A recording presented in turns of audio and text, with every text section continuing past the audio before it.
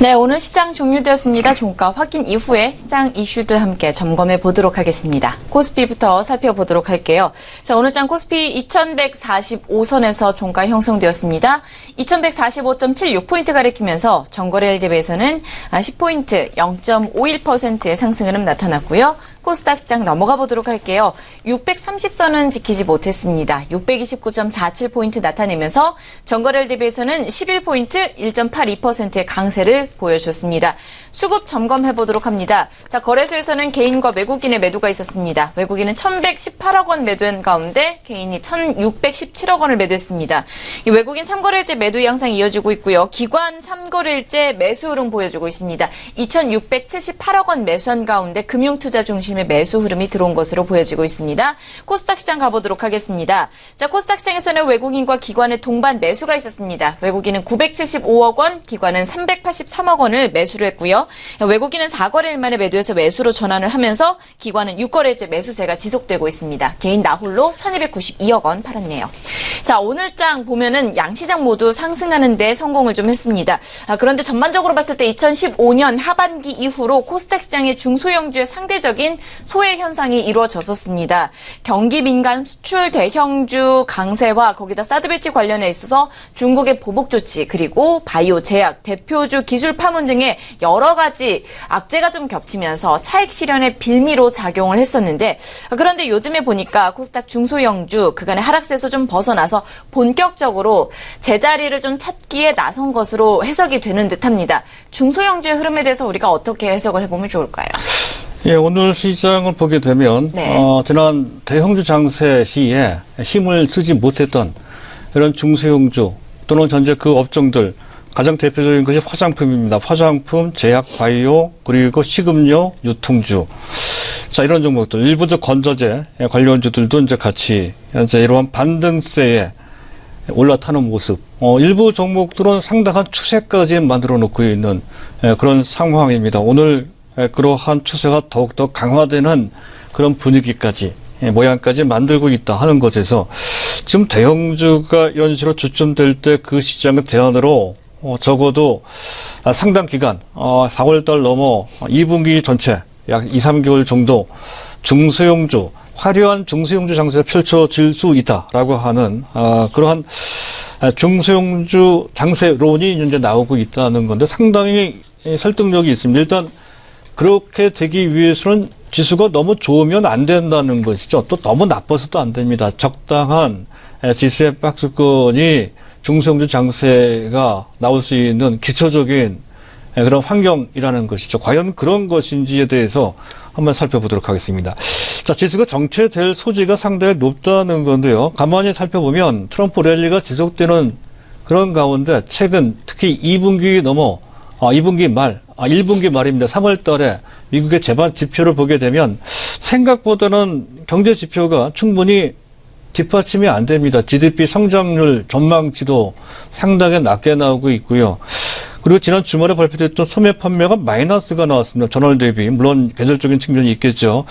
또 CPI, 소비자 물가지수도 마이너스 0.3%입니다. 더군다나 유럽을 보면 현재 프랑스의 대서 문제가 좀 불확실하죠. 현재 일각에서는 브렉시트 문제, 프랑스마저도 EU에서 또는 유로존에서 탈퇴한다는 얘기까지 나오고 있는 그런 상황입니다. 이런 상황이면 아무리 경제 상황이 탄탄하다 하더라도 일단 제동이 될 소지가 상당히 높다라는 것이고요. 국내로 돌려서 본다면 일단 반도체와 관련돼서 전에도 말씀드렸듯이 반도체는 사이클릭 인더스트리, 즉 업황 산업입니다.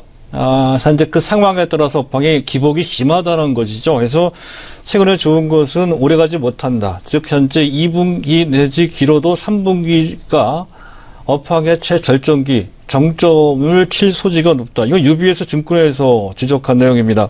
국내 증권사 일부에서도 거기에 호응을 하고 있죠. 이러한 전망이 상당히 설득력 있게 나오고 있습니다. 그래서 삼성전자, 하이닉스가 약간 탄력이 떨어지는 그러한 악재로 현재 작용되고 있습니다. 삼성전자가 너무 강하면 개별 종목들이 못 가는 경향이 있죠. 그래서 삼성전자가 지금 현재 한 달째 조정을 받는 그런 모습이 장기화되는 그런 분위기가 지속되고 있는 그런 상태라는 것. 그리고 지난주에 발표됐던 한국은행의 GDP 전망치 상향 조정 내용 중에 물론 이제 수출 경기가 좋긴 하지만 그걸 통해서 내수 경기도 활성화될 소지가 높다 하는 그러한 전망을 충분히 가질 수가 있었습니다. 그래서 내수 회복과 관련된 기대, 가장 결정적으로 오늘 우리 시장에 직접적인 영향을 준 파트는 바로 사드 완화설이라는 것이죠. 미국 측에서 나온 얘기입니다. 자, 마이크 펜스 부통령이 우리나라를 현재 방문하고 있는 상태인데요. 현재 그쪽에서 현재 지금 마이크 펜스 부통령이 직접 얘기한 것은 아니라고 하죠. 그런데 공식적인 그러한 입장도 아니었다고 합니다. 즉 그 얘기는 사드 문제는 차기 정부가 책임질 일이라 했습니다. 구체적으로 어떤 내용을 지칭하는 것인지 어떤 내용을 설명하는 것인지는 잘 모르겠습니다.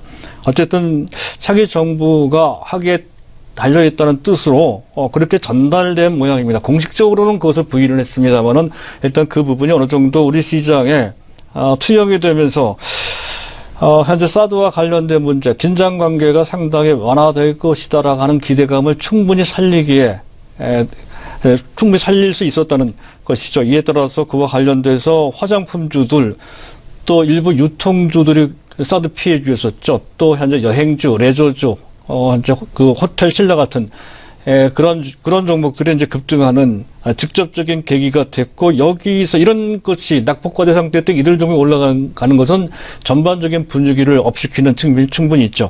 앞에서 말씀드렸던 지수는 현재 미국의 경제 상태 때문에 탄력적으로 올라가기가 어려운 상태 하에서 삼성전자는 당분간 뭐 그런 문제 때문에 반도체 업황 정적론 때문에 좀 묶여 있는 상태고, 그리고 이제 지금 이제 단기적으로 사드 문제 완화설이라 기타 등등의 모멘텀이 제공이 되고 있다는 것도 또한 그렇고요. 또 가만히 보면 앞에서도 잠깐 언급이 됐지만 글로벌 증시를 압박을 했던 현재 이른바 미국과 중국의 약간의 군사, 안보, 또 무역 문제, 긴장 수위가 좀 낮아졌죠. 내면적으로는 물밑 거래를 한 것이 아니냐 하는 얘기까지 흘러나오고 있습니다. 또 북한이 현재 6차 핵실험을 단행하지 않았습니다.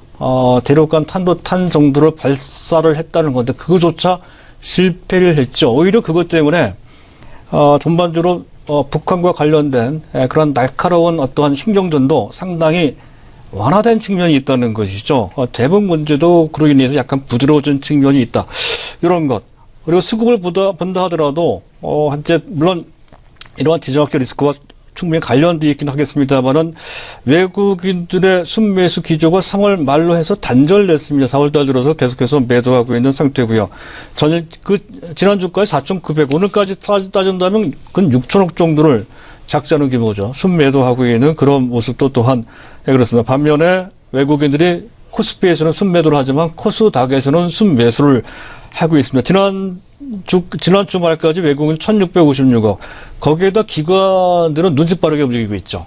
코스닥 랠리가 어느 정도 유효하다라고 보고 그 어느 때보다도 최근 10개월 동안 계속 매도만을 했던 그들이 4월 달 들어서는 아주 노골적으로 현재 지난 주말까지 3,344억 원, 오늘까지 합친다면 근 4천억 가깝게 순매수를 집중하고 있다는 것이죠. 바로 이런 것 때문에 어느 정도 지수는 정체된 상황 하에서 코스닥 같은 경우는 지수를 봤을 때는 650 내지 660, 잘하면 670, 그 이상 보기는 그렇게 쉽지는 않을 것 같습니다만 어쨌든 그런 정도 수준까지 올라갈 것으로, 기간으로 본다면 적어도 일단 4월 달 정도, 또 시장 상황으로 봤을 때 지수가 탄력적으로 올라가지 못할 때는 이런 식의 상황이 반복해서 나올 소지가 높다는 것을 감안해서 그들을 보실 필요가 있을 것 같고요.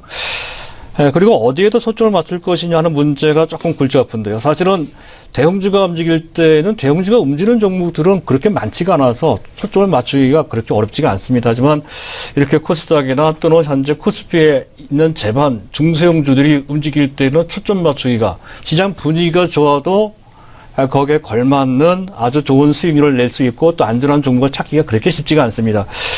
그래서 전반적인 그 섹터를 각 유형별로 나눠서 봐야 된다는 건데요. 아무래도 화장품, 여행, 유통은 사드와 관련돼서 움직이는 측면이 높습니다. 사드 문제, 이 문제가 완화되는 것이 좀 한 단계 더 올라갈 것이다 이렇게 보시면 될 것 같습니다. 그들 종목은 같이 동반해서 같이 움직이죠. 거의 무차별적입니다. 일반 개인들이 많이 참가를 하고 있다 하는 뜻이죠. 따라서 단기로 봐야 된다 하는 관점으로 보실 필요가 있을 것 같고요. 그리고 일부 제약바이오주가 움직입니다만은 이들은 메디톡스나 휴젤 같은 펀드들이 좋아하는 종목들입니다. 네, 즉 실적에 뒷받침이 되는 다소 밸류가 높긴 하지만 실적에 뒷받침되는 종목이 주목되고 있다는 것이고요. 그에 동시에 IT 종목들도 꾸역꾸역 올라간다는 거죠. 스마트폰 부품주도 그렇고요. 또 반도체 장비 쪽에 테스나 원익 IPS, 원익 머티리얼스 같은 종목들도 움직이고 있다 하는 것이죠. 디스플레이와 관련돼서 2차전지 이런 종목, 이녹스나 또는 ENF 테크놀로지 같은 이런 종목들도 같이 움직이고 있다는 것을 감안해서 초점을 잘 맞춰보시기 바랍니다.